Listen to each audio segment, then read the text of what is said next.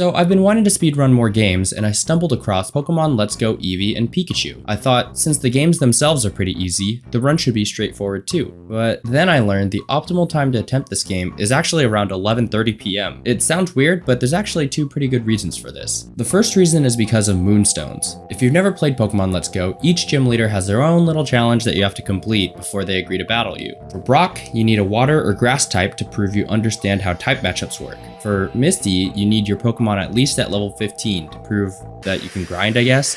And for Koga, get this. You have to catch at least 50 Pokemon. 50 fucking Pokemon. That's like a third of the entire dex. So a big part of the run is just catching and evolving as many Pokemon as you can in a short amount of time. And as you can imagine, it's way quicker to evolve a Pokemon with evolution stones rather than having to level them up. Fortunately, you can buy Thunderstones, Firestones, and Leaf Stones, but Moonstones are a rare commodity. By setting the time in your Switch to 11:30 p.m., you can time it so that you get to Mount Moon and find the hidden Moonstone here, which refreshes right when the day turns from 11:59 p.m. to 12:01 a.m. and you can get a second Moonstone right after. Before we get to the second reason, go ahead and hit subscribe so that in a year you can say you watched my vids before I was even a 10k sub Andy. I plan to start a Discord at 10,000 subs where we can watch speedruns, share ROM hacks, and generally hang out. So join the community early, my friends. The second reason you need to set your clock to midnight if you want to speedrun this game is because of Starmie. In most Pokemon speedruns, you sweep almost the entire game with just your starter. But in Let's Go, since your starters have pretty garbage stats, you actually don't battle any gym leaders after Misty until you can catch a Staryu and grind it up to a level 46 Starmie and sweep with that. But you need a Starmie with a good nature, specifically a modest nature, which increases special attack and lowers attack. So in order to guarantee a modest Starmie, you gotta talk to this fortune teller NPC in Celadon City. The NPC in question has an Abra with the ability Synchronize, which means you can guarantee that the wild Pokemon you encounter will have a certain nature, in our case modest. And the reason you need to set your clock to midnight is because this Synchronize effect only lasts until the end of the day, and you don't want the clock to roll over mid speedrun because that could just kill your run. Let's Go speedruns are pretty unique compared to other Pokemon speedruns, mostly because you have to catch so many Pokemon. There's also some pretty funny meme speedruns for this game, like ditching Bill instead of helping him turn back into a human, or getting kicked out of Koga's gym. But that's a topic best saved for another day.